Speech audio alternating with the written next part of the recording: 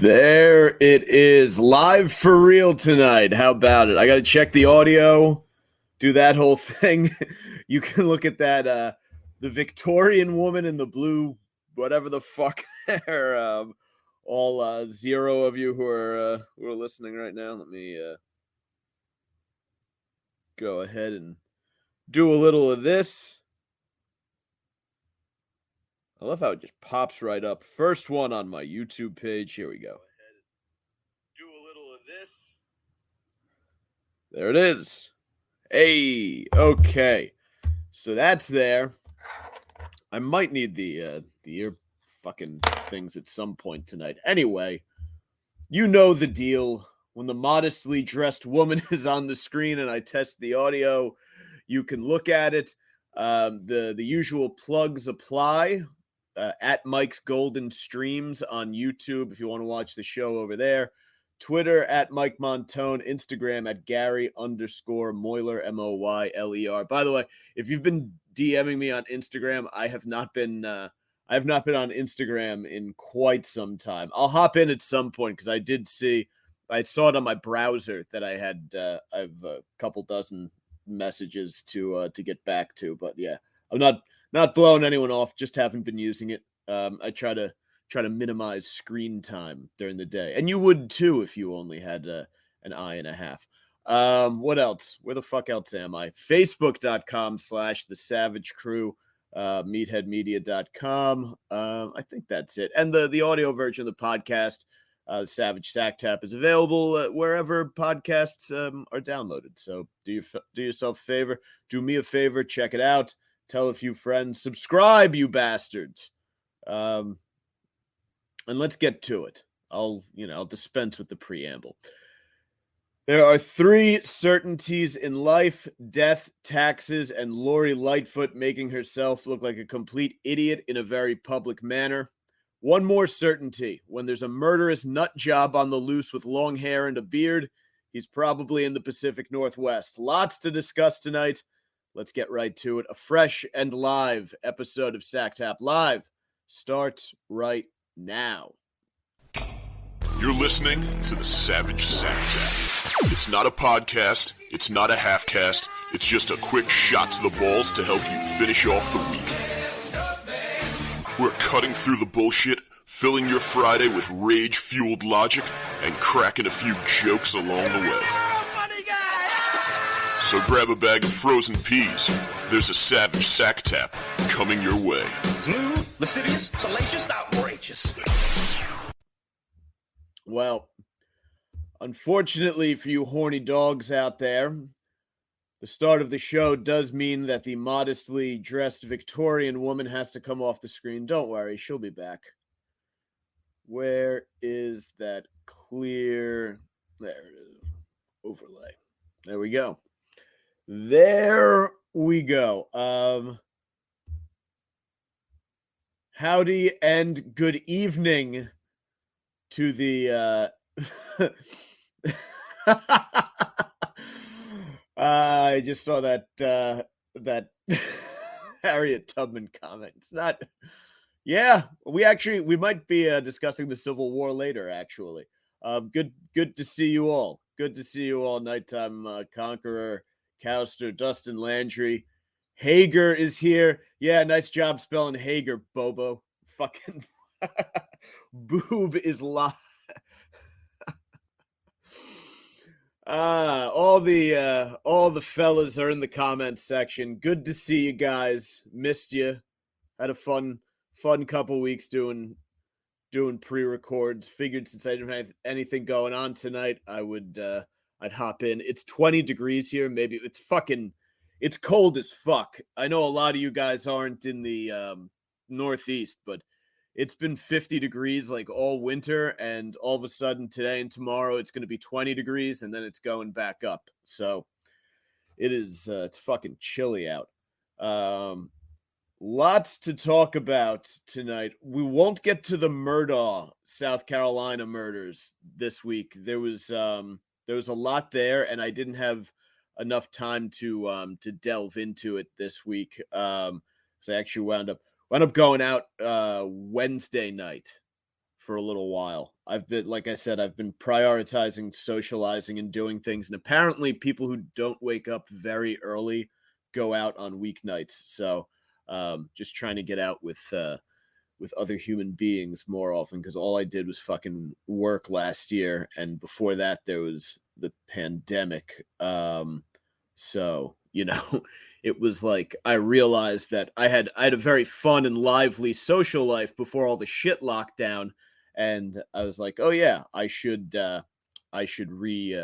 recreate that, which I've been doing, and it's been a lot of fun, and without drinking heavily too is the good part.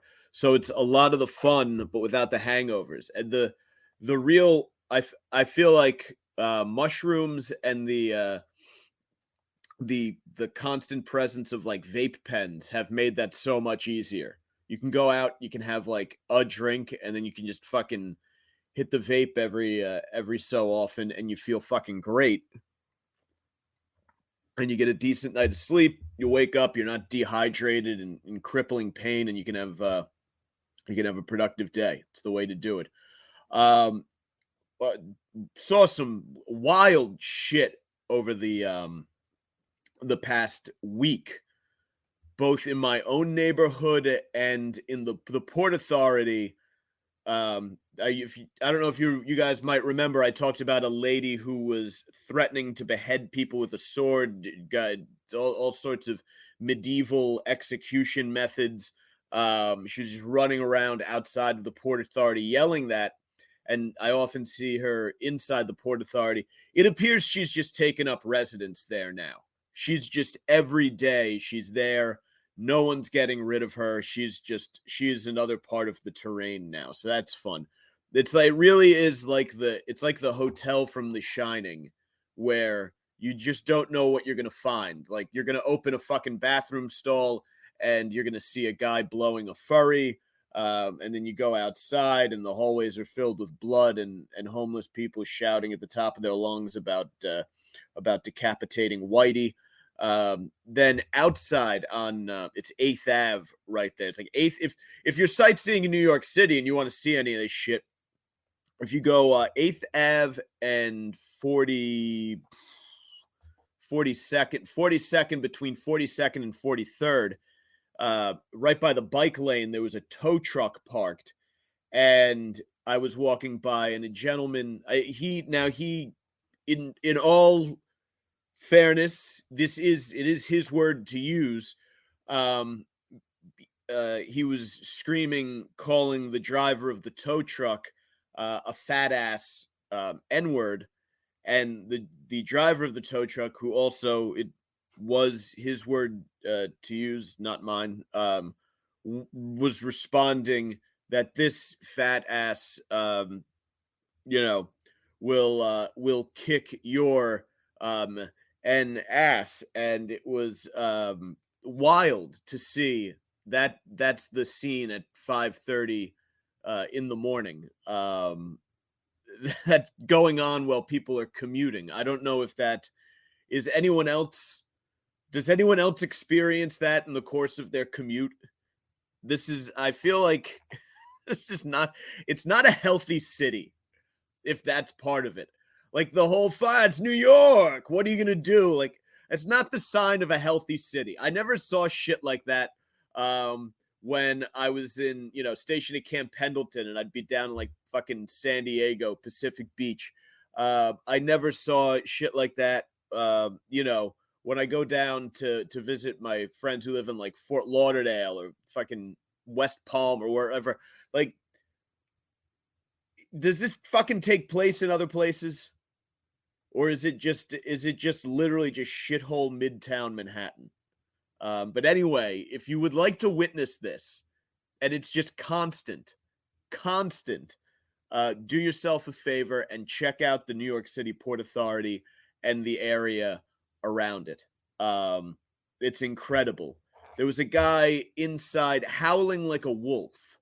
He appeared to be of Latinx heritage, and he was just howling like a wolf standing outside the bathroom. Not a thing being done about it. that's the best part, is that it's not that it's happening, and like maybe once I've seen a guy being talked to by the cops, and I think they didn't even arrest him. They just they gave him like a stern talking to about how he has to improve his behavior. Like, I don't know if it got through. But it's just all over the fucking place. It's in there and in like a few block area around it, and then there are people zipping by on bikes. It's just a fucking absolute nightmare. And I don't, I know we blame De Blasio, who is an absolute dumbass and incompetent boob of a mayor, but there's a new one now, and it's not gotten worse. I do find the migrant thing is fucking hilarious. How Texas and Florida are just shipping them up here, like, hey, you wanted them, shitheads. And now they're trying to figure out what to do, and there are riots and fights breaking out, and it's just becoming Escape from New York. It really is. It's, I don't understand people who are paying $3,000 a month to rent a studio apartment in that fucking shithole. Anyway, there was now, as much of a shithole as New York is, I do have to say there was an incident in my neighborhood. Apparently, there was a drive-by shooting outside of a bodega a couple blocks away from this very studio apartment the other day. I was walking home from this was I guess the shooting was at 9:30 on Sunday night. They shot some guy, 25 years old, and this is a gentrified neighborhood. Like, this isn't 20 years ago, you would expect something like that. It's really not supposed to be going on here anymore. If TJ English actually wrote a very interesting book about the neighborhood I live in. I forget what it was. One of his fucking books about the Cuban mob. About them running the little numbers racket up and down the coast and getting into to wars with each other and with the Italian mafia. It's very interesting, and a lot of it takes place in the neighborhood I live in. But this 25-year-old kid gets shot and killed in a drive-by, and I guess it was retaliation for, there were two shootings in like the span of a couple days. Right, like in the same spot. So I guess it's two neighborhood shitheads who got into it with each other. And the one kid wound up getting killed, and they had a memorial out with all the candles and shit. And I was walking home from the gym on like Tuesday night, and there was pretty much just a full-blown fucking riot going on. With one guy, like, it reminded me of the kind of thing I'd see in Iraq, like fucking screaming in the air and vowing revenge. And I'm like, there's a fucking bang cookie across the street. Like, there's a juice bar. This isn't, we're supposed to be done with this fucking bullshit. It's just incredible that people, the way people live their fucking lives. Like, why are you shooting someone outside of a fucking bodega? It's not, you're not in the fucking Crips or the Bloods. Like, you're just a fucking, there are a few assholes left in the neighborhood who they drive around with like the beefed up sound systems where they play reggaeton and it just blasts. And I'm assuming they are I read the article, so it would lead me to believe that it's that crowd. But yeah, what a week. What a fucking week. Just really coming across the absolute dregs of society.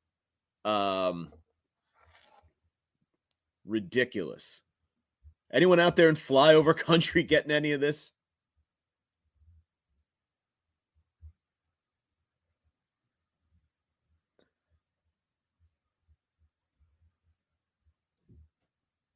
Nighttime Conqueror saw a stabbing. Jesus. That's gnarly. Stabbings are interesting. Stabbing a person is is incredibly intimate. They say that like strangulation and stabbing are the two most intimate ways to kill a person. Whatchamacallit, when before you deploy to Iraq, you go through these classes on like interpersonal violence, and they say like, because most people have an intense fear of interpersonal violence, you have to be like conditioned to deal with it. And they say there's kind of a scale of what people are willing to do, and stabbing and strangulation are like way at the bottom because you have to get so close and physical with people. 5-year-old edibles, Conqueror. Let us know how that goes.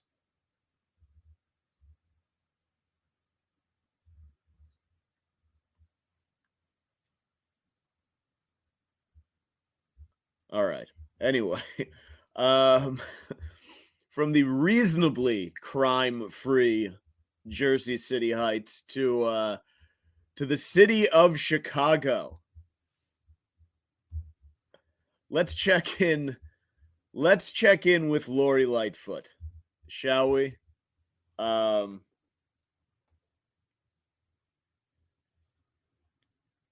This is good. I think we're going to enjoy this video. Let me share it with you.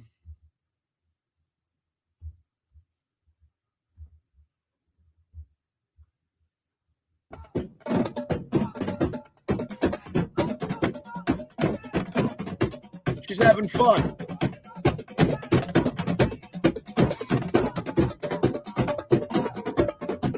Drum line going. It's a good time.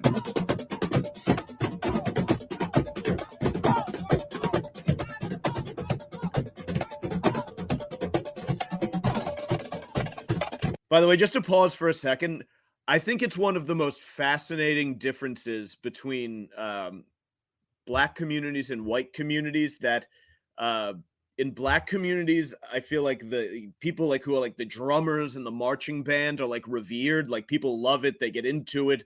The bands are usually pretty good. And in white communities, the kids walking around with the fucking drum attached to their stomachs are the biggest dorks on the planet. But I think in Black communities, the band guys get pussy because they're good. Like this is good.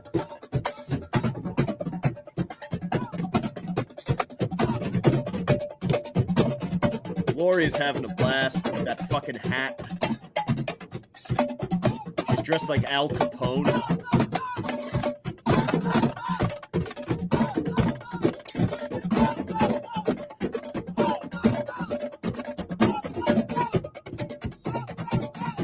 I could walk on a loop for hours. I am a little high right now. I just picked up a fresh vape cart.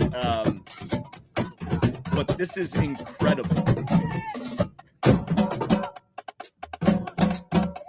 Fucking Lori Lightfoot. She really is the gift that keeps on giving. Chicago Mayor Lori Lightfoot has been slammed for cheerfully dancing in the streets during a Lunar New Year parade as violent crime surges and major retailers abandon the Windy City's main drag. Lightfoot, who is seeking re-election next month, was captured on video busting moves while surrounded by a drumline at Sunday's parade. Her carefree dancing prompted one Chicago news outlet to blast her as detached from reality. This is all from the New York Post. Let's see. Chicago, since she's been in office, Chicago has had almost 2,300 murders, 9,000 shot. They've had 41 murders it's not funny, but it is within the context of the fact that she was doing whatever that dance was. Was it a celebration? Was she celebrating 40? Was she like, hey, good January, put up big numbers.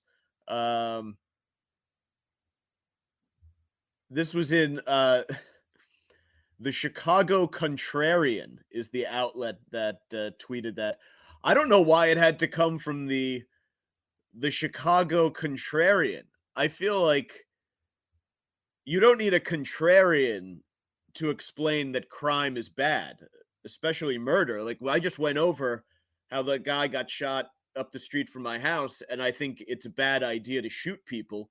That's just good common sense, right? don't murder.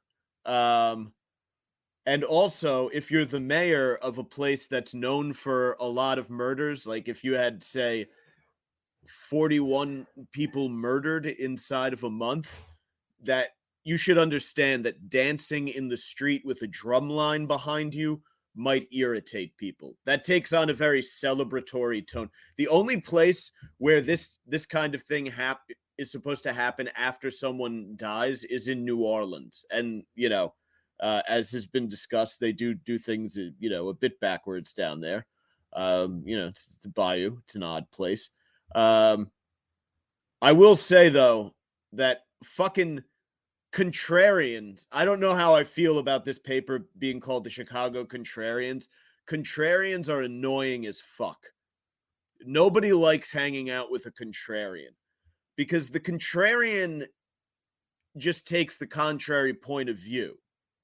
It's not, it's about, they want to prove that they're right, that they're the smartest one in the room. That's what a contrarian means. They always take the opposite side. So even if they believe something, if too many other people agree with it, they'll take the other viewpoint just because they enjoy having these nightmare conversations where you have to argue with them. They frequently do not even believe what they're saying. I would say that's the worst thing about the contrarian, is that they're just abrasive douches who feel the need to pick a mental chess match with someone in order to, like, kind of show off that they're an intelligent and unique thinker. I hate dealing with a fucking contrarian. Just they're out to ruin the party. Contrarians are up there with like a Debbie Downer or a person, who said, I think God's not take it too far. They're all bad. Crime rates in the city have skyrocketed by 61% in the first 3 weeks of 2023 compared to the previous year. According to data from Chicago police, 4,000 crime reports, almost 5,000 in the first 3 weeks. A 3-year-old boy was killed, 13 wounded. Last weekend, 7 killed, 23 wounded. Jesus. This is in her dancing in light of these stats. 13 robberies carried out over 2 hours on the city's south and west sides. This would be like in the NFL.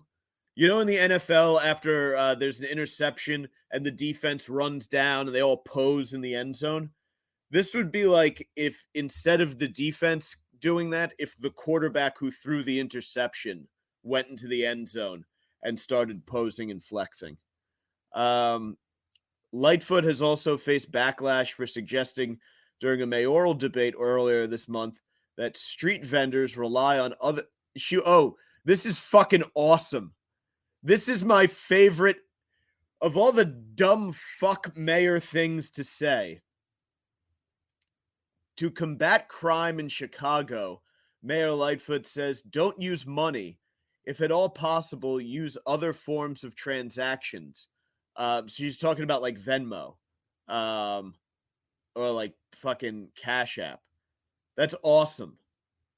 And I get it. Like, yeah, in the most technical sense, if there's an increase in street robberies, then yes, you should use... It's a good idea to use an app instead of cash. Although I don't know if people are out robbing and you take out your very expensive iPhone to pay, you're going to fucking lose that too. But it's also just not the answer from the mayor. The mayor, that's what an individual does to avoid being the victim of a crime, right? You say, okay, I have an option here where I could walk around with a bunch of fucking cash in my hands, or I could be very discreet and I can use a phone. Okay, that's just kind of good, secure thinking on the part of an individual. It's not what the mayor says when asked what you can do about crime in the city. It's not, oh yeah, make yourself less of a target. That's like telling, like, yeah, it's a good idea for women to travel in groups and not go through dangerous unlit neighborhoods late at night in shoes that are difficult to walk in and fucking revealing clothing after drinking. Yeah, all of those things are true, but we also want to create an environment where it is far less likely for a woman to be violently assaulted, so that if she would like to walk down the street in a pair of fucking heels, she can, right? We're not just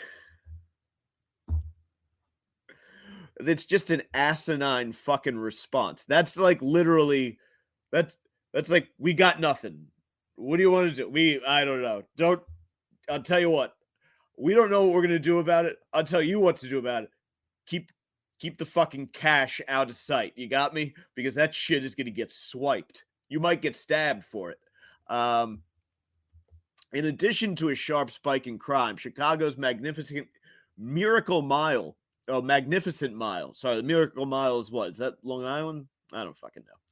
I think Billy Joel sang about it. Has taken a beating, with several high-profile stores abandoning the iconic strip. Among the businesses that have closed their doors or announced their departures were Banana Republic, Old Navy, Timberland, Uniqlo, Gap, and Macy's. Yeah, because these fucking cities all have laws now where you can steal up to like $500 worth of shit without getting charged. So you could literally go store to store and put together a wardrobe. Do you know how much fucking shit you can get at Old Navy for $500? Everything. You can. That's it. That's the store. Banana Republic, you could pretty much you could go fucking cruise the racks, go into a dressing room, put on a full suit, and just walk out without paying. Incredible. Go to Macy's, grab yourself a couple bottles of cologne and some hand cream. Take yourself out for the night. Have a night on the town, well dressed. The vacancy rate has reached about 30%. 6 years ago, it was under 5%. On Sunday, journalist William Kelly posted a video of shuttered businesses on State Street. And I will say, journalist William Kelly can suck my fucking dick, because when I agree with the sentiment, but I read this tweet and I fucking hated him for it. He says, "Not even old Blue Eyes could save this, and Chicagoans have Lori Lightfoot to thank," he said. What an incredibly douchey thing to say. Old Blue Eyes. He was referring to Frank Sinatra, by the way. That's Old Blue Eyes is Frank Sinatra. I live 5 blocks away from Hoboken, New Jersey, which is where Frank Sinatra was born and grew up. And he lived his life. He bought his home in Hasbrook Heights, which is about 15 minutes away. And nobody here calls Sinatra Old Blue Eyes. Absolutely nobody. They literally, it's just Sinatra. You can just say Frank Sinatra. That's enough. You don't need to call him Old Blue Eyes. I don't even know. How could Old Blue Eyes have? Was Sinatra known for breathing life into previously economically downtrodden business districts? I feel that was a poor tweet. This guy, Citizen Kelly, William Kelly, Citizen Kelly, he calls himself. What a fucking, by the way, also an incredibly douchey thing to call your podcast, the Citizen Kelly podcast. Because like, you get it, he's Citizen Kelly. He's keeping an eye on the lawmakers and the politicians. He's the one who watches Big Brother. He wants Big Brother to know that we're keeping an eye on them. That's Citizen Kelly. What a fucking tool. But I don't know what Sinatra would have done. Anyway, I'm now kind of rooting for the criminals in Chicago because I want them to ruin I want them to ruin Chicago more, just to really fucking piss in this guy's cornflakes, because I don't like that he calls himself Citizen Kelly and that he calls Sinatra Old Blue Eyes. I've changed my tune. I'm now 100%. He refers to himself, oh, this is good. He's got a tweet, or not a tweet, in his Twitter handle, he refers to himself as hashtag that reporter. Yeah. I've done a complete 180 on this. I now support both Mayor Lightfoot and the criminals just because I hate Citizen Kelly so much. Let's watch a little bit more of Lori dancing to Kelly.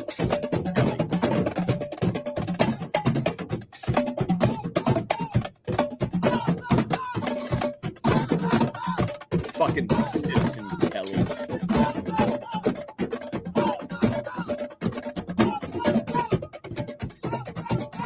Yeah.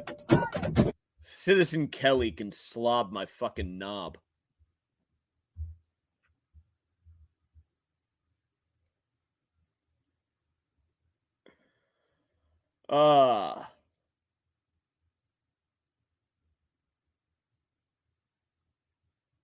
Taking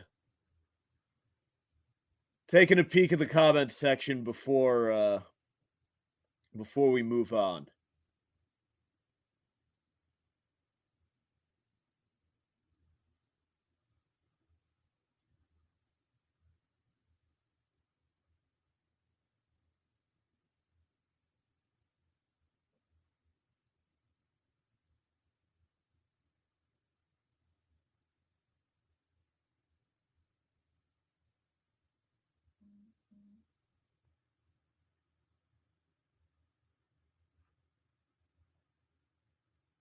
Did Hager actually say he was banging someone? I don't believe that.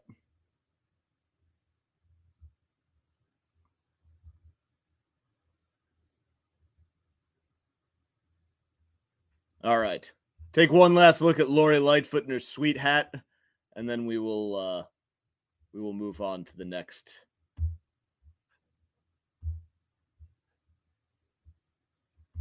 You guys have conversed too much in the comment section for me to even plausibly keep up with this evening. Well done.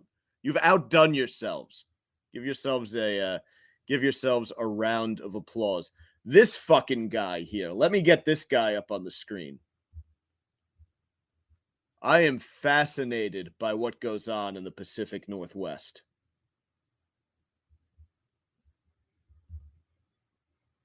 Well, I'm sorry, Hager. I don't have a fucking producer helping me out. Got to do all this shit by myself. Sit here and read the New York Post to you fucking jabronis.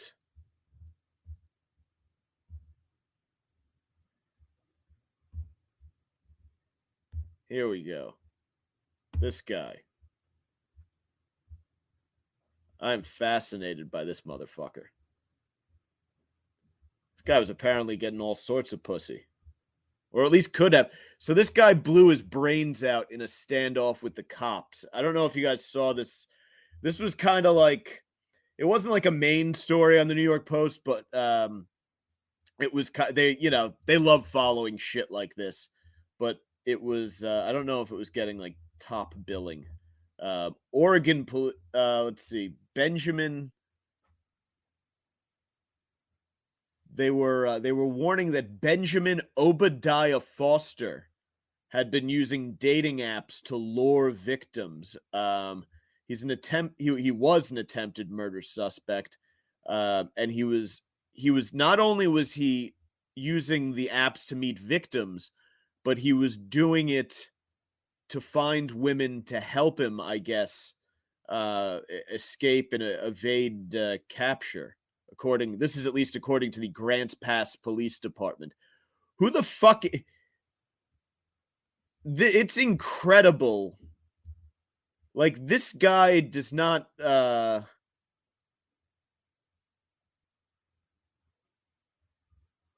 he doesn't look safe, right? Like, you got to assume they say that like the biggest fear that women have when it comes to online dating is that the guy that they're going to meet up with is like a dangerous psycho. And I feel like this guy has dangerous psycho written all over him. I get maybe the app scene is different in Oregon, but you know, if you found out that like a female relative was meeting up with this guy from Bumble, you'd be like, we should probably talk. This guy, his face has a very greasy film over it. There's some acne there, and there's kind of there's a blankness to his person that just, it looks like he's going to commit a knife crime. Yeah. They are, they are indeed tweaker sores. Very, very good call. But this guy, he's like fucking Rasputin. The search for Foster, who was convicted, he was convicted in Nevada of keeping another woman in captivity.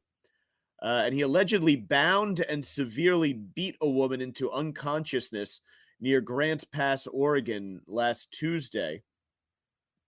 So, SWAT teams and federal agents raided a property in Wolf Creek where they believed he was hiding. The Pacific Northwest is a wild place. Like, remember during lockdown and the riots when they just took over a portion of a city and they were patrolling it with like firearms? Like, I guess that's the difference between Portland and New York. When they had to occupy Wall Street, it was a bunch of pussies hanging out in tents, and they made a free library. I think in Portland, they when they had CHOP or whatever, I think they were walking around with like ARs.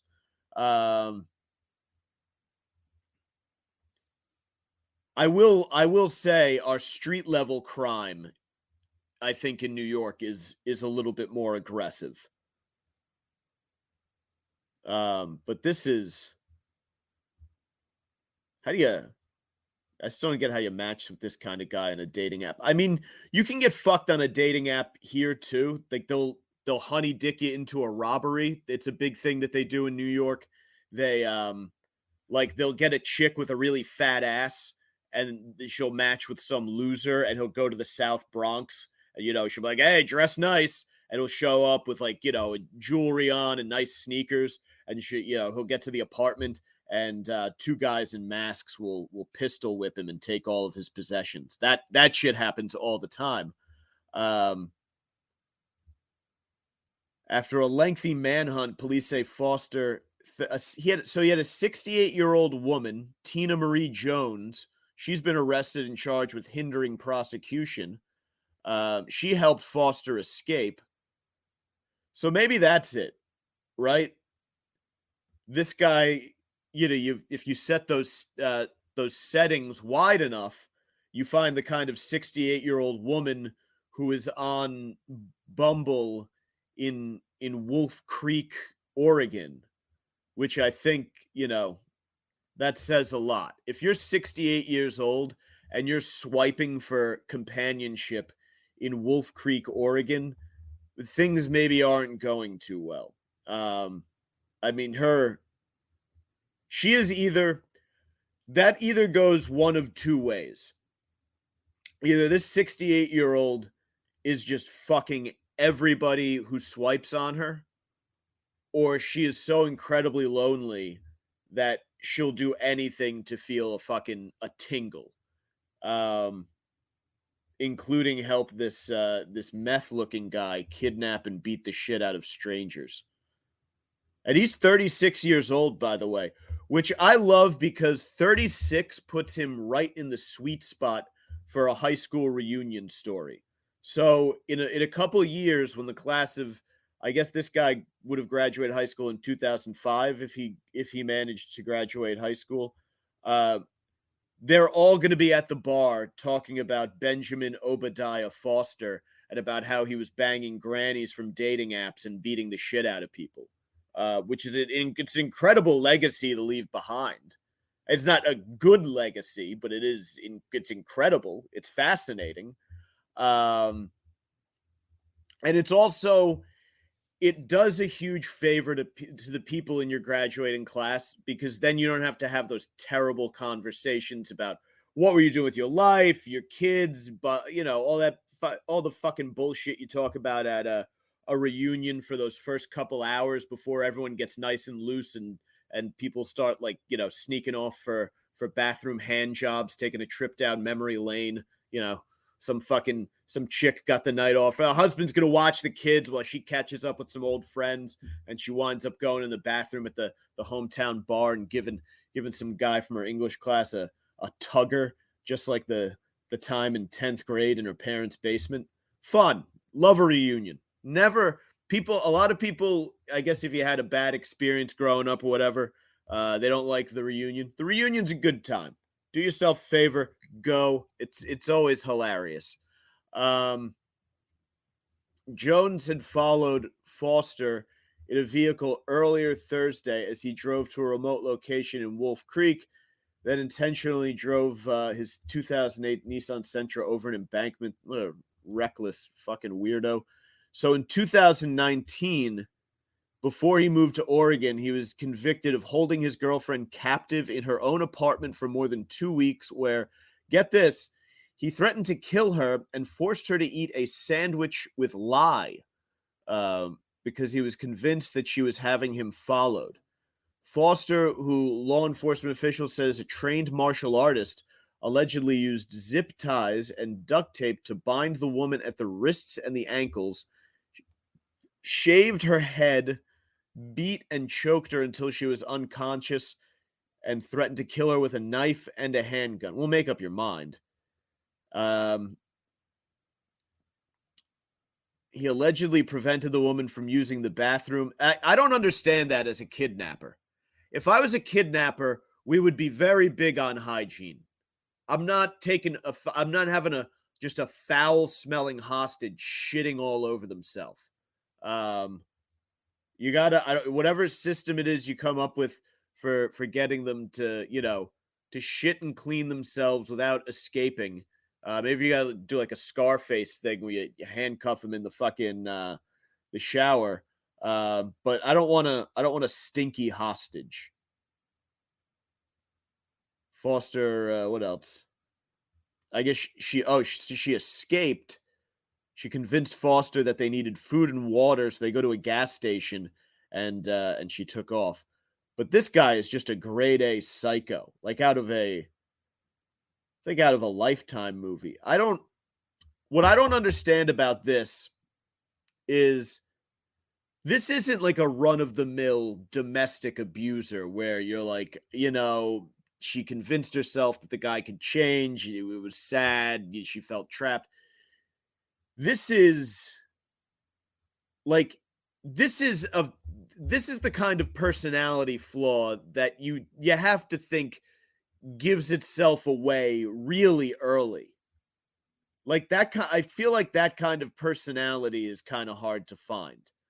Like this guy forcing someone to eat a poisoned sandwich and not letting them go to the bathroom is wholly different from some piece of shit who, he has a couple whiskeys and he puts his hands on his woman. Like that guy's a scumbag. This guy is like a monster. This guy is like this is like something that Hollywood would cook up. Foster died at a hospital hours after he was taken into custody. He had barricaded himself under a house as officers from 4 agencies concentrated in the area. They set up a command post and assembled a SWAT team. Hell of a way to go out. They said they had received credible information that he had entered a home where a woman was found unconscious, bound, and near death. I mean, wow. On January 24th, Foster died by suicide on Tuesday, and he killed 2 other people, officials said. What a Tuesday.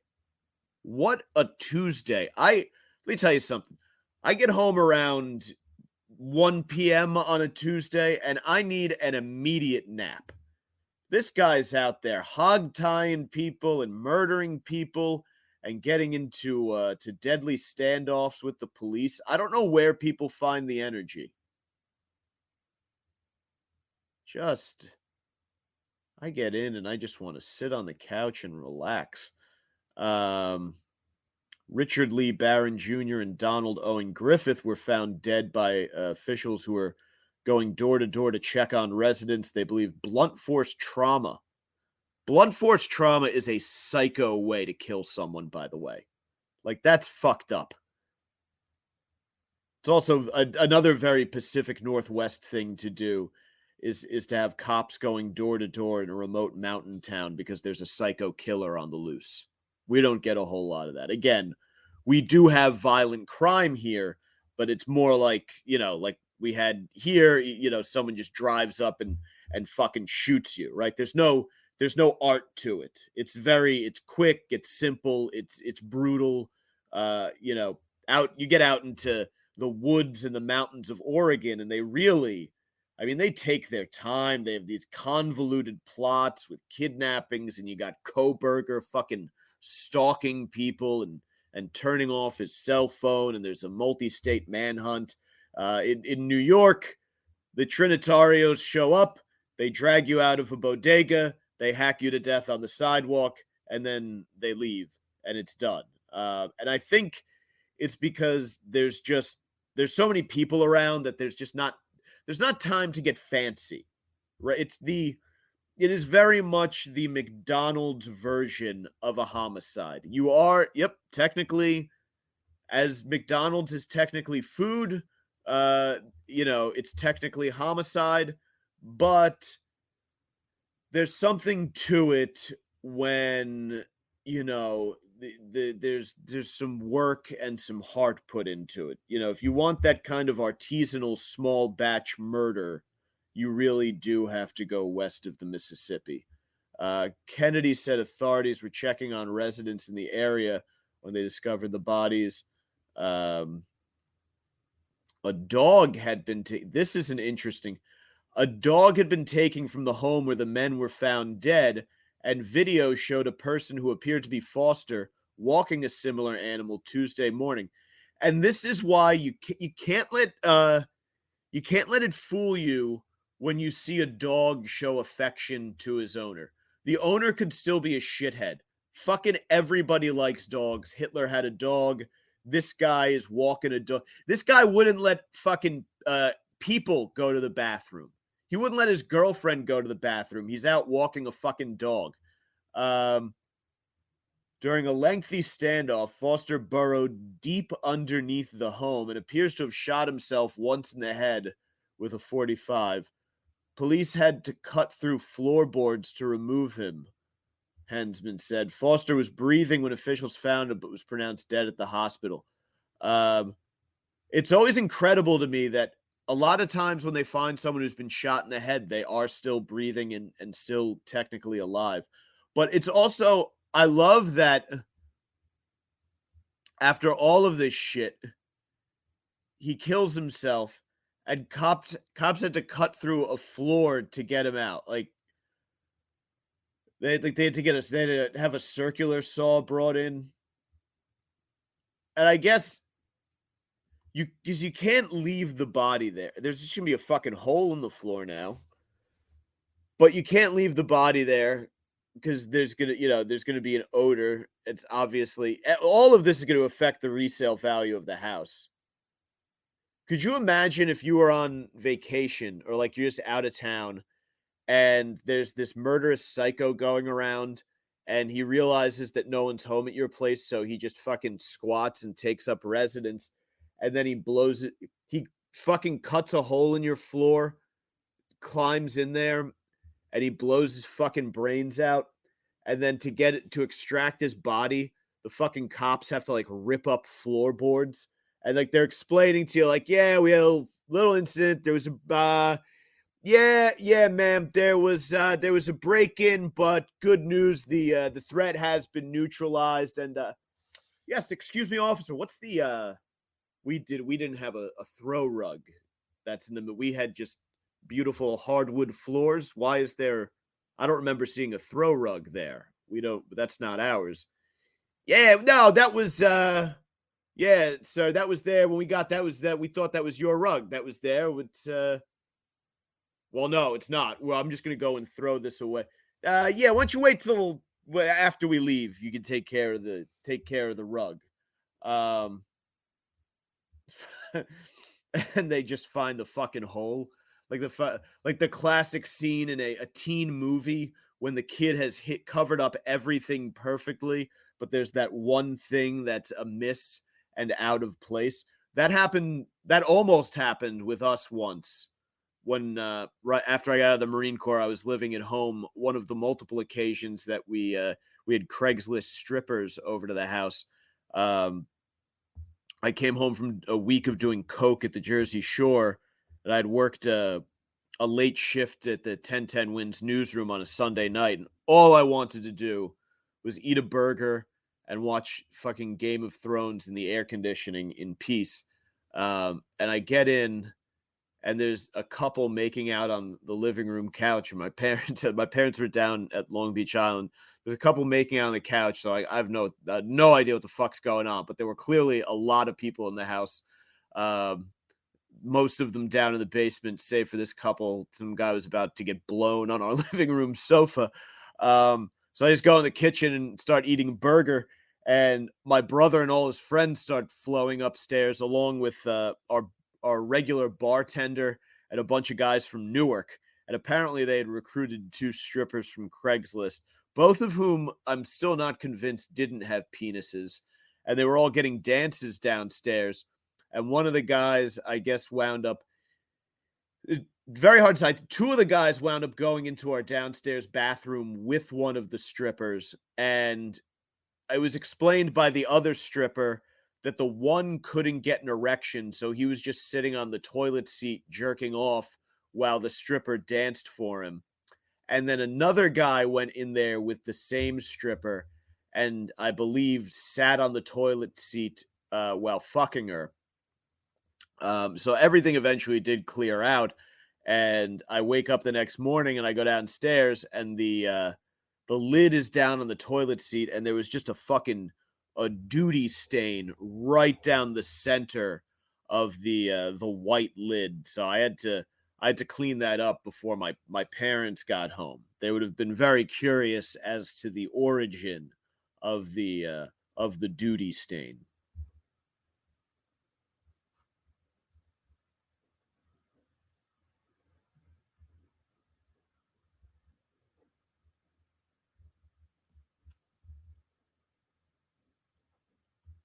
No, I get you, Conqueror. I'm not a huge strip club guy. I think it's semi a waste of money. There are good ways to do a strip club though. Like you can have fun at a strip club. Um, if it's like the end of a raucous night out with your buddies, and it's just kind of like, hey, there's nothing to do, and there's like a strip club, in the vicinity or whatever. I think that's kind of cool.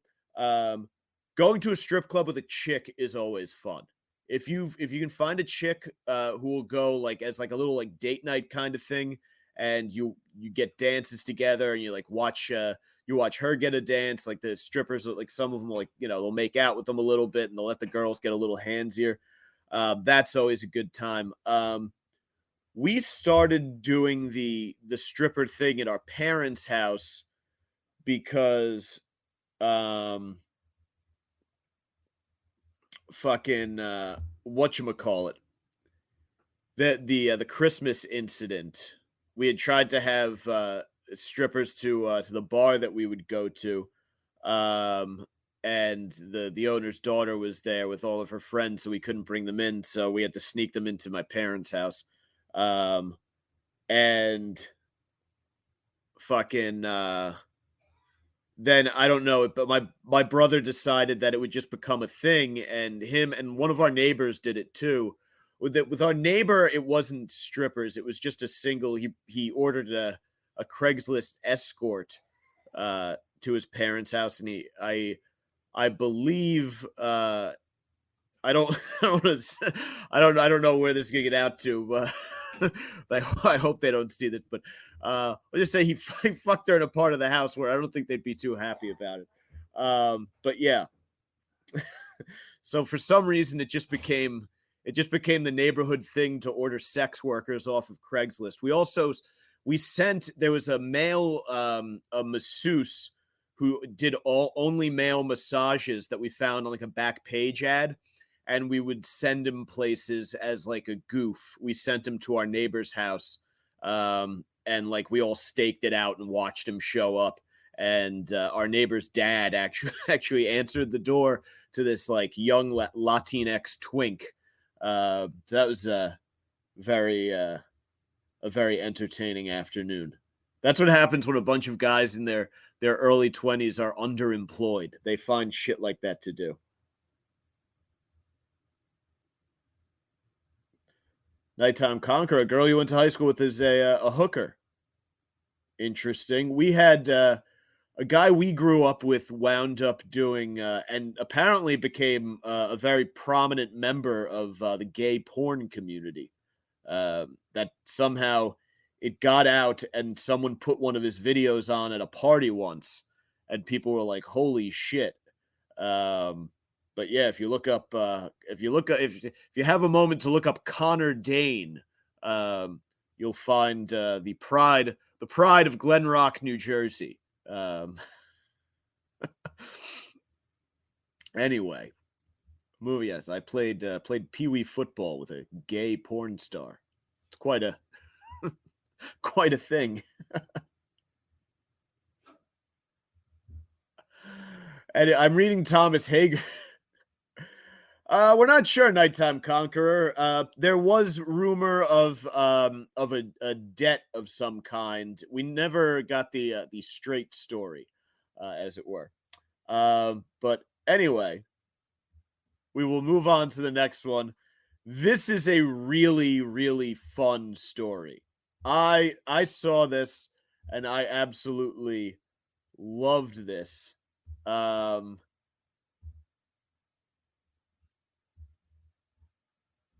This is from this picture is from Coxsackie Athens Central School District. It's a Facebook post, and it says today's CE fourth grade playground fun. This snowman is just as diverse as our students, and I love the people surrounding it. It's a snowman covered in dirt, and the people surrounding it are wearing boots. It looks like they're wearing identical outfits, which I'm sure is just this is probably just very common to the area for people to dress like this, kind of rural upstate New York, I think. So this is, I don't think it was so much intentional as they just accidentally dressed like ISIS members about to do a beheading. But an upstate New York school district is on thin ice. This is the New York Post. After posting a photo of a dirty snowman that this district praised as being diverse as its student body. On Tuesday, the Coxsackie Athens Central School District shared the tone-deaf message or image of three Coxsackie elementary school students standing behind a snowman made from three large snowballs speckled with brown dirt. I don't understand the message. Again, the snowman is just as diverse as our students. What I don't understand though is that it feels like they missed the meaning of diversity, because this just makes it look like the snowman has vitiligo, which is not really diversity. Like it's not like completely colored. Like it's not like they painted the whole thing brown or black. But people are very mad. They've been sharing, the school district deleted the post, but they've been sharing screenshots. And people of color, of course, not happy. Anthony Brown says, I'm still confused as to why people are laughing, because this is not funny by any means. Such racist overtures and they're not even hiding it. They're using a school platform to display it. It is even more disgusting, Anthony Brown says. Anthony Brown, the defensive back. I don't think it's a racist overture. I mean, again, I don't think the guys standing around it like fucking like members of the Islamic State or like, like this is it, there's like Abu Ghraib vibes or like, detention officers about to dish out a nightsticking. That definitely doesn't help the optics. But I don't know that outrage is warranted. Another user says, "This is where language and white privilege collide." Shaking my head. I'm sure it was said with innocent intentions from someone who lacks education on diversity, lacks socially acceptable humor, and clearly needs a reality check. I don't think it was an attempt at humor. I really think that public schools are run by well-intentioned idiots, and I think that they thought they were doing a good thing. And I don't even think they did a bad thing. I just think they did a weird thing. I mean, it's an elementary school, which is like it's like the peak of just naivete and stupidity, right? Like if it's a high school, at least you figure maybe there's some semblance of brains because you have to understand slightly more complex subject matter. But still, most of the staff at any public school are complete fucking idiots. Um, Elementary school, though, is really sort of the bottom of the barrel. My mother was an elementary school teacher, so I feel comfortable saying this. It's just a bunch of ladies who want to help kids. They don't want to work that hard, but being a housewife is too boring. It's not enough. They need something. So you pick a happy medium, you teach fourth grade, and then you have, it's a bunch of ladies, and then it's either, a handful of guys who are either child molesters or homosexuals. Like that's what a public elementary school is. And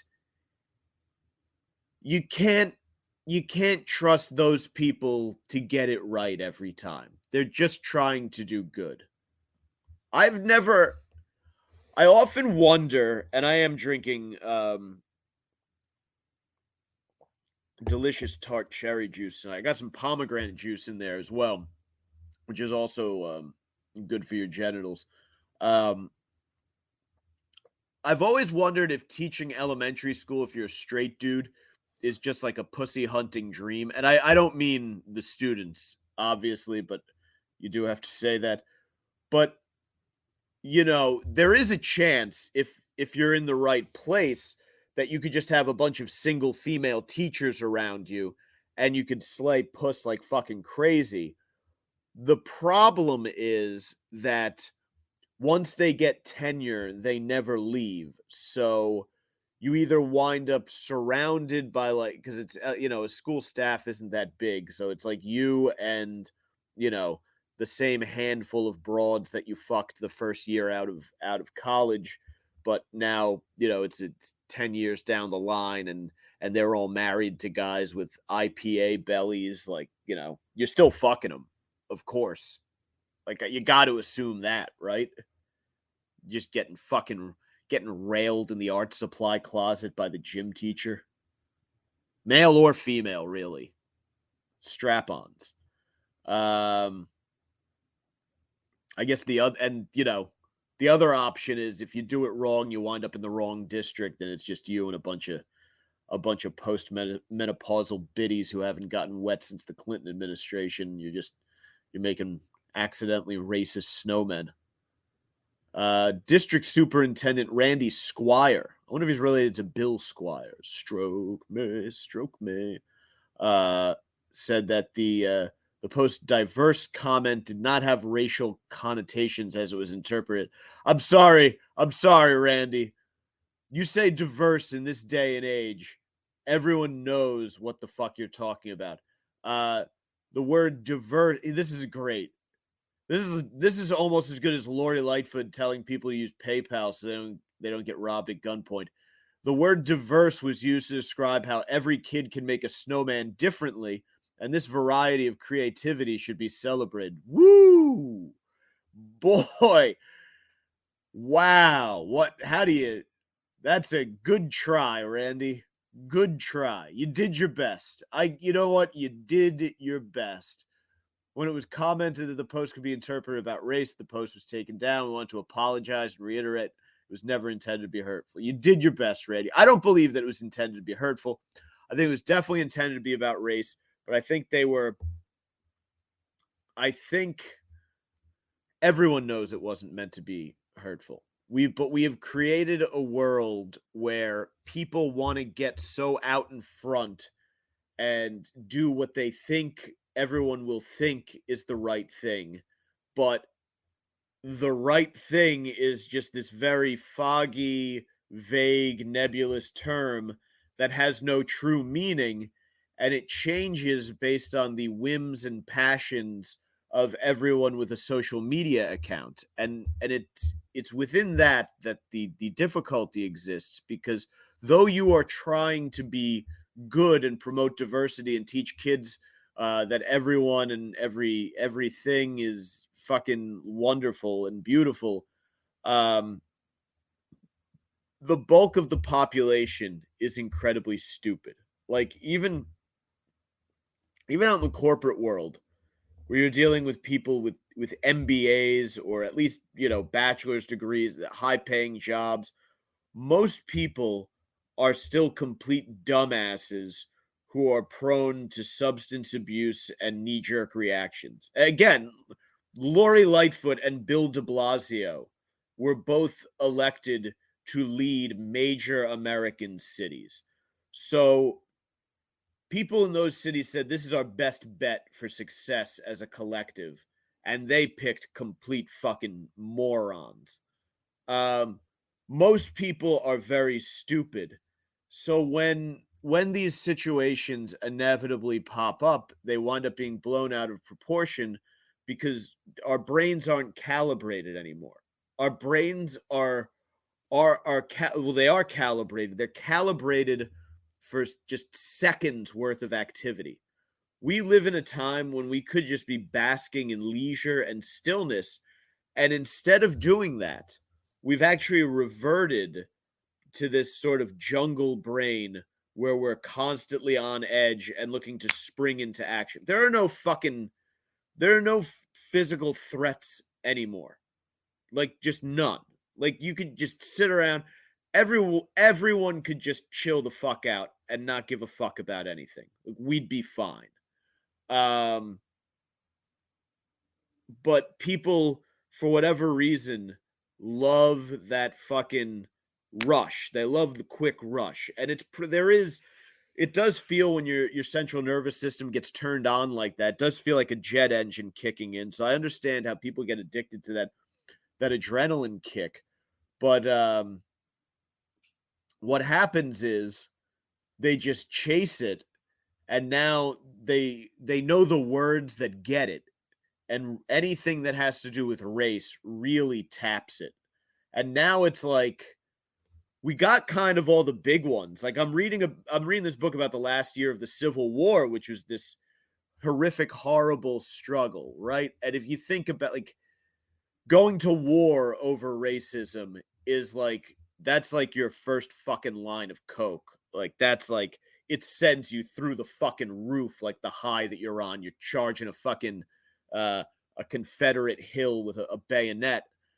We're at the point now where we're taking the leftover bag of cocaine from a few weeks ago that we didn't throw away because there's still little bits of powder in it. And we know that if we go a couple weeks without doing any blow, that if we run a finger in there and kind of gum some, and if we lick the inside of the bag, we will get a slight high from it. Like, that's what that is. That's exactly what this feels like. And that was also my mid-20s in Manasquan and Belmar. I did love fucking stimulants back in the day. But yeah, the Civil War, by the way, fascinating shit. I had not gotten into the Civil War in a long time, and I'm reading this S.C. Gwynn book about it, like Battle Hymn of the Republic. Fascinating. But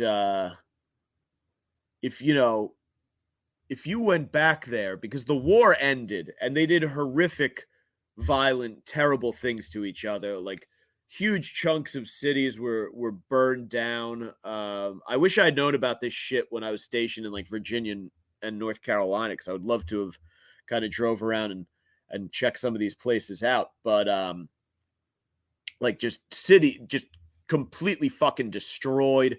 And people would be drinking in the streets. They were talking about in Richmond, after the fall of Richmond, there was whiskey was emptied out into the streets. I guess there was a distillery, and they smashed everything open, and people were just taking cups and fucking grabbing big swigs of whiskey out of the street and getting hammered and setting shit on fire all over the place. So just this wild, insane event, and of course, horrific, violent racism that followed. Like even in the states that were in the Union, up in the North, there was still really terrible racism for quite some time after that. If you went back, if you had a time machine and you went back and told them that in the year 2023 there would be an uproar over snowmen with a few specks of dirt on them, and what happened was an elementary school where children are taught was trying to celebrate the fact that there's a lot of racial diversity in their classrooms, and they did so using these snowmen, and people got very upset about it, not because there was racial diversity in the classrooms, but because the celebration of racial diversity was not performed correctly. The guys who fought at like the Battle of fucking Chancellorsville would have had fucking heart attacks. The fucking there was a Civil War battle where the South was entrenched. They were trying to protect Richmond, and the Union was trying to break through their lines. And one of the methods that they used to try to break through the lines was to tunnel under them and stuff a bunch of explosives right underneath the barricade that the South had set up, and they were going to blow it open, and then the Union Army was just going to pour through and attack the and just kind of flank the Confederates. And they did it, but they hadn't rehearsed getting through the gap that was blown. So all these guys were just stuck in this massive trench, and the Confederates kind of regrouped and just stood over them, shooting down, and killed all of them. There's like fucking hundreds of guys stuck in there, just getting slaughtered from above. So the guys who went through this and saw this horror would have thought it a little bit silly that 150 years later, or what are we now? It's like 160 years later, people are getting very upset that racial diversity is not being celebrated in the proper manner. Anyway, the school added that it would be renewing its social media policy and procedures in the wake of the controversy. Well, that's good. It's good to know that they have been shown the light. You get this guy out of here. Let me put this properly attired Victorian woman back on the screen while I briefly say hello to the my friends in the comment section.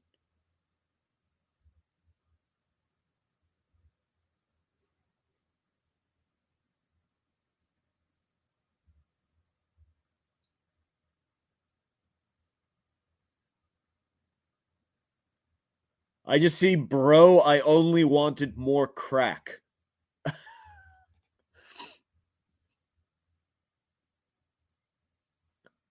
Oh, Hager, yeah, he smoked crack.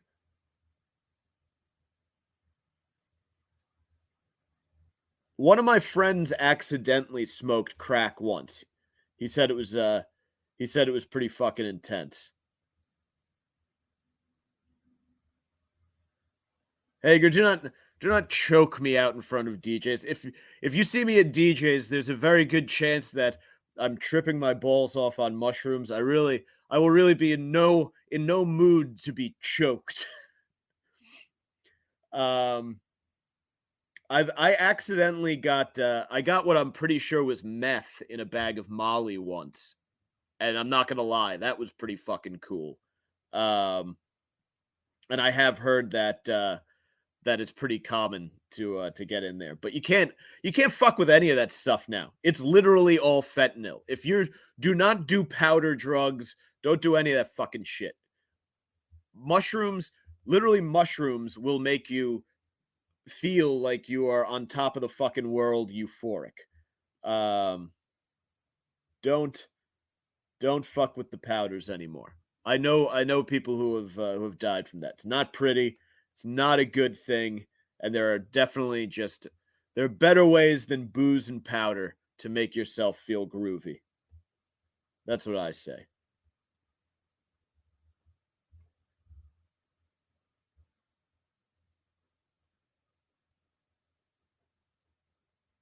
All right, guys.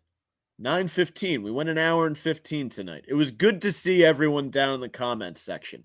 I'm glad to have gotten to see the chat going on again. I missed that during the lives, during the pre-records.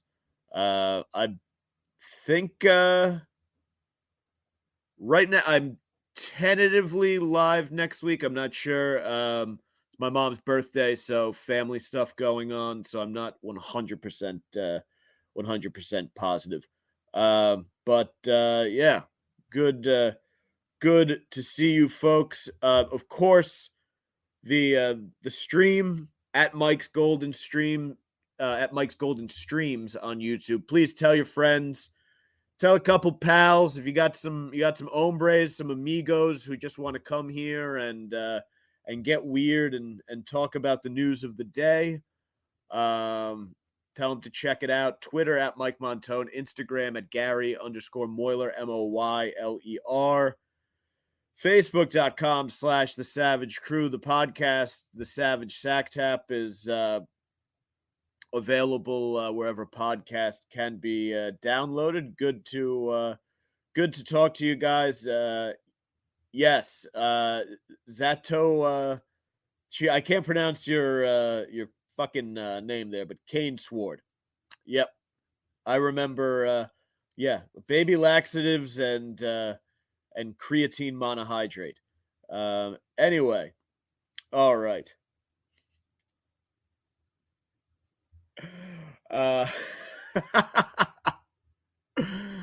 Oh, suck a dick, Hager, you son of a bitch. All right, guys.